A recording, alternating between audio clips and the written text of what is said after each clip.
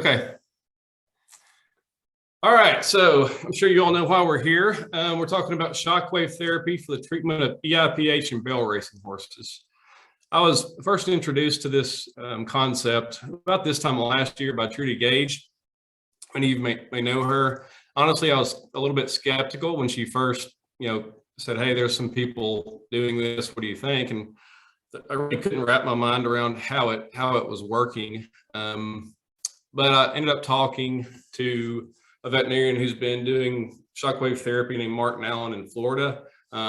Just as a caveat, the study that I'm talking about today that I've been doing is funded by Zomedica. So I was talking to Dr. Martin and came pretty convinced just talking to him that he was seeing benefit, by treating these horses. And what he was doing was, after these horses would run, if they would have epistaxis, they would shockwave the caudal-dorsal lung fields. They would usually come back and shock them again a couple of weeks later. He was seeing these horses, according to, the response he was getting, that he was seeing, and also the word from his clients, is that these horses were bleeding less or stopped bleeding. And he also said that he was able to reduce or stop using Lasix in a lot of these horses as well. So that certainly piqued my interest, and that precipitated, me starting to use this modality for barrel racing horses, because we certainly see lots and lots of EIPH in that cohort, and we have a large population of those horses here in Central Texas.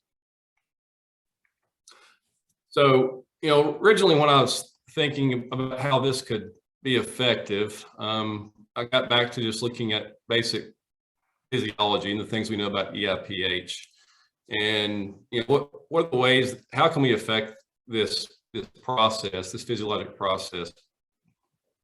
Well, I think of it as the push and the pull. You can see in this diagram here, it explains that to some degree. So we can see here, those horses, when they're running, they're breathing in 4 gallons of air per minute. That puts really high negative pressures pulling on the capillary walls, the pulmonary capillary walls. On the other side, you have a heart that's beating 4 times per second. That's exerting extremely high pressures from the inside. So you have the push from the inside and the pull from the outside. We've got a really thin membrane there, really thin wall that's only half a micron thick. It's that thin to facilitate really efficient O2 and CO2 exchange. But the problem with that is when these pressures get high enough, it creates fissures, and then those horses bleed. So looking at it, at least from this perspective, we can affect the pull. So we can decrease negative pressures in the lungs by minimizing airway obstruction, or we can decrease the push. In this case, would be decreasing intraluminal pressures by decreasing circulating blood volume. We're not necessarily going to eliminate EIPH, but the goal is to minimize it. A lot of studies have shown that horses with lower blood scores on endoscopy, like a 1 or a 2, really does not affect those horses' racing careers. However, the horses, when you get up to the higher scales, 3s and 4s, it certainly does. So if we're talking about the pull, so if we're wanting to minimize airway obstruction, what are the ways that we currently have to do that? Well, one of the flare strips that I'm sure you're all familiar with, I'm not going to go into the details of how it works, but there's multiple studies now, most of them out of Florida on the racetrack, that show horses decreasing EIPH, increasing racing performance while they're using the flare strips. Now, horses that have moderate equine asthma, mild to moderate equine asthma, certainly we can treat the asthma, we can decrease mucus production, we can decrease bronchospasm, but and then secondarily decreasing airway obstruction, or horses that have laryngeal dysfunction, correct the pathology, open those airways up, those horses can breathe optimally. And then we have decreasing blood volume, so decreasing the push, the intraluminal push on those capillaries. With that, we have furosemide or Lasix. I'm not going to go into that. You're all familiar with how that works. So is there possibly another option that we could use, at least from a physiologic standpoint, to help address EIPH? Well, I think one possibility is to affect overall compliance of the respiratory system. So compliance is just the distensibility of the respiratory system on inhalation. So how maximally can the lungs expand? Can the entire rib cage, can everything expand to allow those full inhalation of the lungs? Obviously, in order to maximize it or to make it better, you have to have some kind of restriction or something preventing it from expanding as far as it could. And there's two categories here. One is intrinsic restrictions. So this would be interstitial lung diseases, like some of our granulomatous lung diseases. The other category within the intrinsic would be parenchymal remodeling. And with that, we think about fibrosis and edema, especially in horses with EIPH. There's a study done in 2013 that showed on histopathology with chronic EIPH, these horses will develop fairly significant fibrosis and edema over time in the lungs. We look at extrinsic restrictions. So these are going to be things that are outside of the lung. Then we're looking at the chest wall. We're looking at respiratory muscles. We're also looking at the pleura. So if we have restrictions in any of those areas, then potentially that could affect the overall ability or compliance of the respiratory system. And we'll kind of step back here and talk about shockwave safety. I know when I started my internship years ago, I was told that it was not safe to shockwave the lungs because of the air interface, the amount of energy that gets released from that shockwave when it hits an air surface, that it would potentially cause significant damage to the lungs. I was especially keen on this because I have some back issues and had back issues at that time and wanted to shockwave my back to see if it would help. And I was actually concerned I was going to rupture my lungs. I went ahead and shockwaved my back anyway, and my lungs were fine. So I think that was my first probably experience with inadvertent shockwaving of the lungs. And I think we do that all the time when we're shockwaving backs as well. We're certainly hitting those lungs when we're shockwaving backs. So there was one study done. It was unpublished at the University of Cordoba. In that study, they took two horses that were going to be euthanized. Both those horses had healthy respiratory systems. They took a trode, put it on one spot, didn't move it, just kept it in one place on two different locations on each horse, anywhere from 1,000 to 3,000 shocks. So necropsy those horses on gross pathology. There was no abnormal findings. Visually the lungs looked normal. On histopathology, there was some mild hyperemia of the pleural surface on those horses in the location where that trode was set. And again, it wasn't being moved around, it was just put in one place.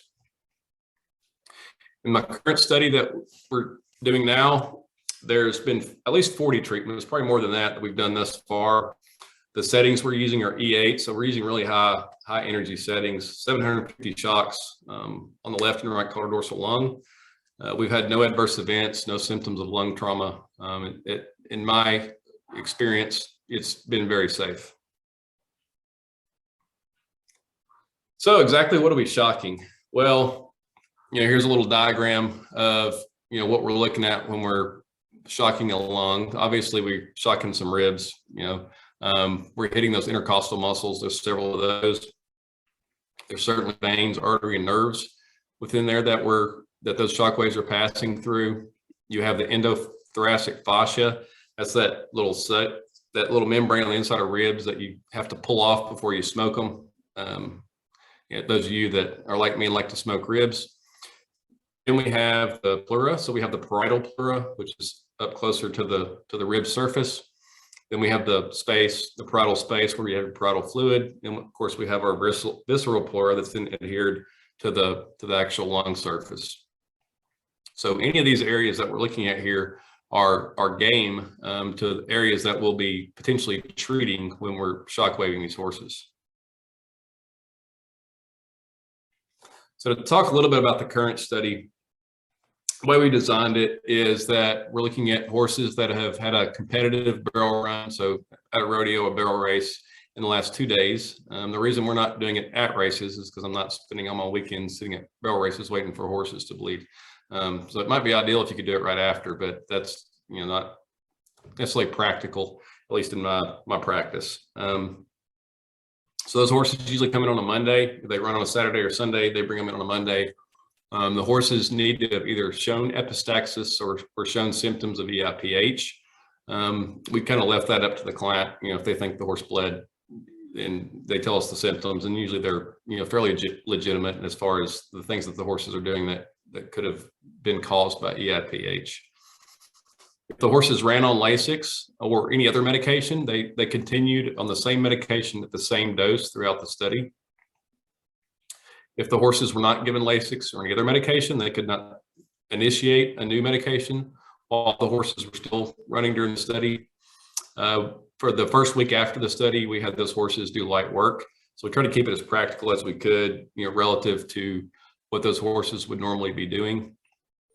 And then we had those horses go back and do another run at a rodeo or a barrel race within 2 to 4 weeks of that treatment. And those horses would come back, get all the diagnostics, and get a second round of Shockwave. So horses are getting Shockwave, approximately 2 days after a run, and then coming back and getting Shockwaved again 2 to 4 weeks later after another run. From a diagnostic standpoint, of course, we're doing physical exams on them. I didn't put that here.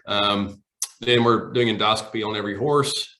Part of the reason for that is just to screen horses out that have upper respiratory tract pathology. I've had several horses with significant nasopharyngeal cicatrix that we booted out of the study because obviously you're going to have some significant airway impedance there. If those horses have significant left laryngeal hemiplasia, things like that, then we kick them out. We are scoring all the horses for blood, mucus, and septum thickness. Now we're not using the blood scores as a part of success for the study because these horses aren't getting scoped right after they run, but we are noting that on all the horses. Every horse gets a complete lung ultrasound. The reason I initially started doing this was because I was thinking, okay, well, maybe these horses are getting better because after they bleed, you're having that blood in the lungs, the fluid in the interstitium, and possibly if we have enough fluid there that at the interface between the rib cage or the body wall and the lung, that maybe some of the shock waves are getting through. So I was going to see if I could see that and note it. What I found was I really could not consistently see what it looked like any kind of lung consolidation. But what I did note was that most of the horses had pleural thickening in the caudal-dorsal lung lobes. So we started noting that and created a little grading scale for that. And luckily we had saved all the ultrasound images from the very beginning so that we could go back and grade those first horses retroactively. We're doing BALs on every horse.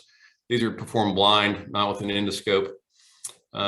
We're taking the fluid, and I'll show you the score here in a second, and doing a 0 to 4 red blood cell visual score on every BAL right after we pull it, and then also sending those off for cytology to the equine lung experts at Purdue. And the other reason here, you can see that note at the bottom that we're not using endoscopy, and I probably wouldn't use it anyway, is just because it has a low sensitivity for detection of EIPH compared to BALs. Here's our visual scale. I won't go too into this. It's pretty obvious. Obviously on the left, you've got, or at least my left, you've got a grade 0, which is no blood, all the way up to grade 4, which just looks like straight, serosanguinous fluid or sanguinous fluid, like a jug stick. And so we've had the veterinarian is doing the grading and doing the process, the same veterinarian on every horse, not myself, but someone else, and doing all the grading on every horse.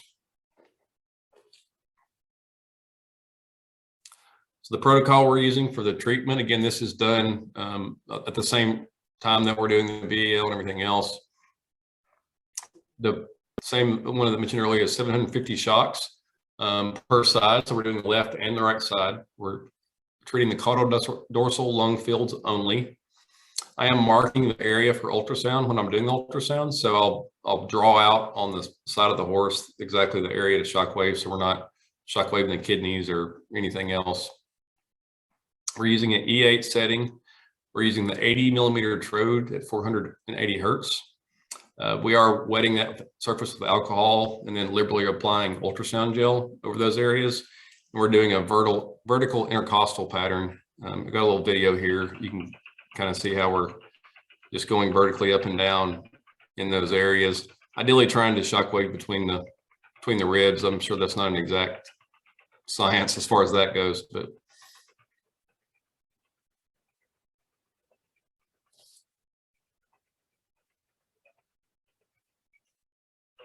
these horses are sedated because we're doing it after the BAL. So we're getting, on those horses they all have been done sedated thus far. Currently, we've got 15 horses that have completed the study. Of those horses, 8 were on Lasix before the study and during the study. 9 of those horses exhibited epistaxis prior to being admitted into the study. Surprisingly, we've had a lot of screen fails. We've had 18 screen fails. Every one of those horses, the owners were pretty sure the horses had bled. So it makes me wonder if a lot of these horses that we blame their behaviors on aren't actually bleeding. 2 of those horses did have epistaxis, but it was looked like from the sinuses and not, or the ethmoids, and not coming from the airway. So that was kind of surprising. Originally we did not expect that many screen fails, but most of those horses, a lot of those horses we did BALs on, and they were perfectly clear. So we were pretty convinced they had not bled. All right, so looking at the numbers so far, we've had 80% of the horses that have completed the study have improved at least 1 grade on our red blood scale, our visual score. And we've had 53% that improved 2 or more grades. So every single horse, at least every single barrel racing horse in Central Texas anyway, has had equine asthma syndrome. All of them with neutrophilic asthma. They range from 7.8 to 32.8% neutrophils on the BAL. The mean neutrophil is 19%. We've had 4 that had mild mastocytic equine asthma. That's 2.3 to 4.3%. And then eosinophilia, we had 2 that had an eosinophilia at 9%. 63% of those horses that responded had a 6% or greater improvement in neutrophils. And we'll go over that on this following chart. This is probably the most important slide of the whole study. If you look at there at the L, the red L just are the horses that were on Lasix before and during the study. The blue C on our horses that were chronic bleeders, and we just categorize that as horses that had a epistaxis event prior to being admitted to the study. So not the run before the study, but before that they had had 1 prior epistaxis after a run to be considered chronic. So there on the far left, our red blood cell grade change. And so the first horse at the top, that horse improved from a 4 to a 0. So went from, basically looked like straight blood after BAL to being completely clear. That horse had one of the lowest numbers from start to finish as far as neutrophil count, which was 12%. The horse didn't change. The horse was 12 before and 12 after. Mast cells and neutrophils were normal. That horse was a chronic bleeder, so it had bled before. Again, it didn't change in neutrophil count at all. Now we come down and we look at the horses, which there was 2 of them that improved 3 grades. So they either went from a 4 to a 1 or a 3 to a 0. Those horses had really high starting neutrophil counts. So the mean was 26.5 on those 2 horses, which is pretty darn high. They both improved significantly. So those neutrophil counts decreased by 12 and then by 17 in one horse. So pretty significant drops, and those horses obviously improved significantly as well. Our next group are horses that improved 2 grades. So they either went from a 4 to a 2 or a 3 to a 1. And again, I don't think I mentioned this earlier. We only took horses that were 4s or 3s. If they were 2, 1s, or 0s, then we didn't put them in the study. So these are all severe, categorically severe bleeders. By the way, we're categorizing it for the study. These horses in the bottom 3 categories, you see all those horses basically had pretty similar starting neutrophil counts. So all right around 20, 18 to 21. In this group, this is our largest cohort in the study, the horses that improved 2 grades. We had 4 horses that had decreases in neutrophil counts. All those horses were on Lasix. One of those horses decreased a lot, like had the 16-degree change or 16% change in neutrophils And we had one outlier in that group where neutrophil count actually went up and the horse still improved 2 grades. Now we get down in our group where we have horses that either did not respond or respond minimally, as in they only improved by 1 grade. So we had one horse in the group who decreased neutrophil count, but the horse actually did improve by 1 grade. That horse was a chronic. And we had 3 horses that neutrophil count increased, but mildly. So, relative to the ones, if you look on the chart next to it, those really high decreases, we had a mild increase in these horses. So 5, 5, and 6.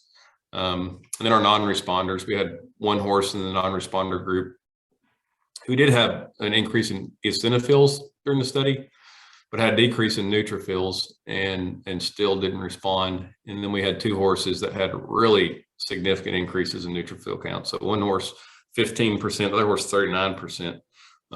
So those horses, like the one at 39, obviously that horse ended up in the category of severe equine asthma, but the horse was not heaving. It was not clinically severe equine asthma, but according to the BAL, it was put in that category.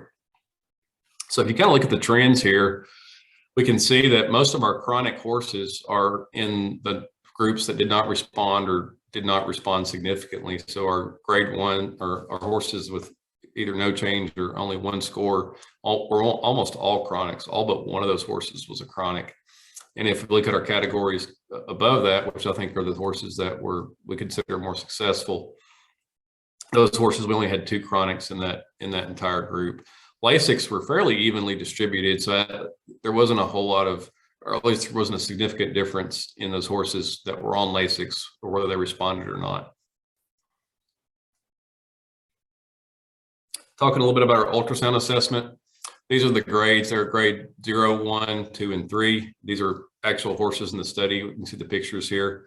They're pretty self-explanatory, going from no signs of pleural thickening or comet tails to fairly severe. Of the cases we had, 73% of the cases had pleural thickening. We have not had a correlation though between horses that responded and the grade of pleural thickening. So there's no correlation between the grade and response.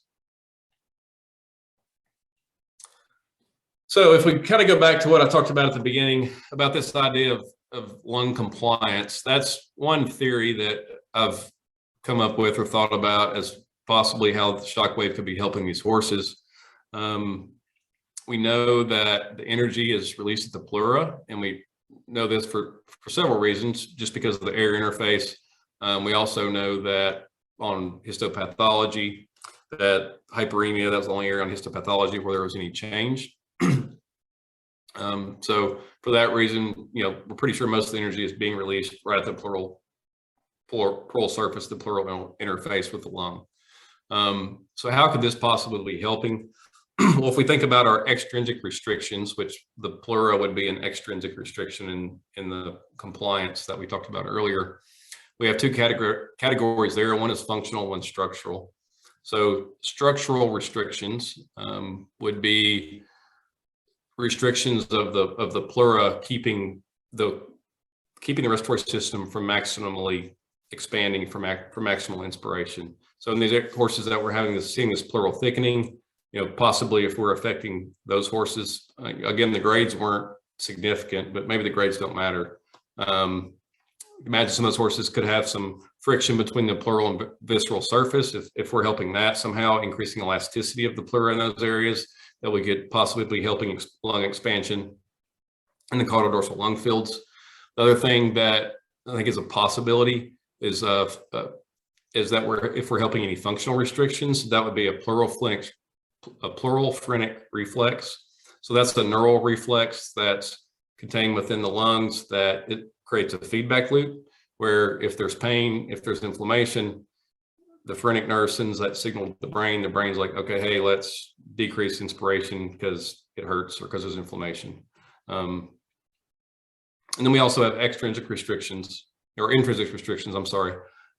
If we're affecting this area, then I think it would have to be in those horses that have chronic EIPH with the fibrosis and edema that I talked about earlier, that somehow we are getting some of those shock waves actually into the lungs, into the parenchyma. We're possibly affecting some of these horses that have some fibrosis and edema. or helping clearance. If these horses bleed, we're treating them right after they bleed. Potentially if we're helping the clearance of some of that fluid in the lungs, where these horses are able to recover quicker and less likely to bleed the next time they run. So I mentioned this a minute ago, and I'm not going to go into this whole study, but basically there's a condition in people called shrinking lung syndrome, and they propose this neural feedback loop for that condition as the cause of shrinking lung syndrome, where these people get pleural inflammation. This triggers an inhibition of deep inspiration by neural reflexes. So basically just you're getting a pain that's causing a decrease in maximal inspiration, where the body is just basically trying to protect itself, trying to protect the pleural and trying to protect the lungs. And over time, this can worsen, where over time you get hypoinflations of the lungs, and it just initiates this positive feedback loop that becomes chronic in people. Now, when we looked at our chart earlier, it was fairly obvious that the horses that were responding to the shockwave therapy were also the horses that were improving overall on their neutrophil counts in their lungs. And so, start wondering, okay, are we somehow having some effect on equine asthma syndrome potentially with the shockwave therapy? I think that's still kind of far-fetched, but I think there are plausible ways that this could happen. If we look at the interleukins, some of these inflammatory proteins that are involved with mild to moderate equine asthma syndrome, there are a lot of the same proteins that are being upregulated or downregulated with shockwave therapy. So if we look at this one study, this study was done at Penn. They shockwave, I think, at Cannonbone on a horse. They took pre and post plasma or blood levels for these interleukins. If we look at interleukin 1 beta and interleukin 6, they were significantly downregulated, while TNF alpha and IL-1RA IL-1RA were upregulated. And I kind of color coordinated these interleukins on the left with with our moderate equine asthma syndrome on the right, where we can kind of see the interchange between some of these proteins. The next study was a femoral head necrosis study in rats, and they showed that they're downregulating IL-17 and IL-1 beta. And then the next study was an in vitro study that looked at shockwave therapy and showed an increase in IL-10 and a reduction in IL-1 beta. The Th17 pathway, there's 3 different pathways that are problems with causing equine asthma syndrome. Th17 is the main pathway that drives neutrophil count, and neutrophil count is really what we're seeing in this study. So if we can create local shockwave therapy that gives a systemic decrease in these proteins, I think there's potential pathway for some effect on equine asthma syndrome through the pathways here and looking at the different proteins that are involved. So what are we missing? Well, we really need some horses that don't have asthma to shockwave and see how they respond.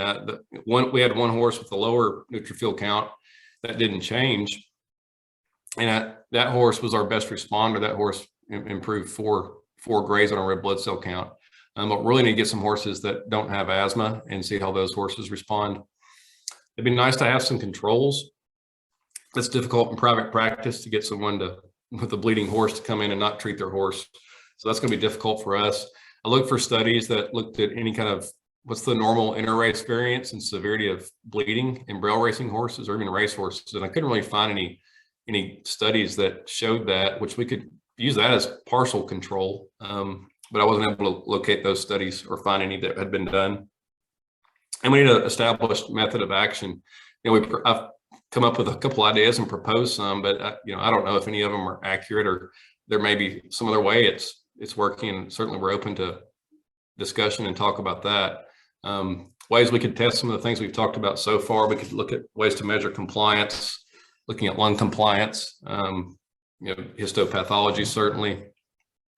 We could look at gene expression, systemic gene expression of proteins and interleukins and NRBALs is another thing that we could evaluate as well. So kind of to summarize, 80% of the horses it improved at least 1 grade on our red blood cell score. Lasix had no correlation with improvement. So some of the horses that improved were on Lasix, some didn't. A previous episode of epistaxis was inversely correlated with improvement. So the chronic horses were least likely to improve. Are we having an effect on equine asthma? Or are we just chasing equine asthma? So are these horses just appearing to get better because their asthma is improving? Does Shockwave modulate the parietal pleural sensory innervation? We don't know. What's the optimal treatment interval? We don't know that either. Currently, we're doing 2 treatments that are anywhere from 2 weeks apart to 4 weeks apart. Now, I've had multiple horses now coming back where they're wanting additional treatments, and we've done those on quite a few horses now because the horses were better. They felt that really helped, and so they've come back for more treatments. But we don't know what's optimal there. What's an optimal dose and timing? Basically, the dose that we're using here is what is close to the one that Martin Allen was using on the racetrack, and that what he was seeing success with. So we've stuck with that dose with the E8. You know, he was doing 500 shocks on the race horses. We're doing 750 because he said he had done some barrel racing horses and thought those horses needed more shocks than the standardbred race horses. And then again, what parts of the respiratory system are we treating? You know, are we treating the pleura? Are we treating the lung? Are we treating nerves? We're not sure.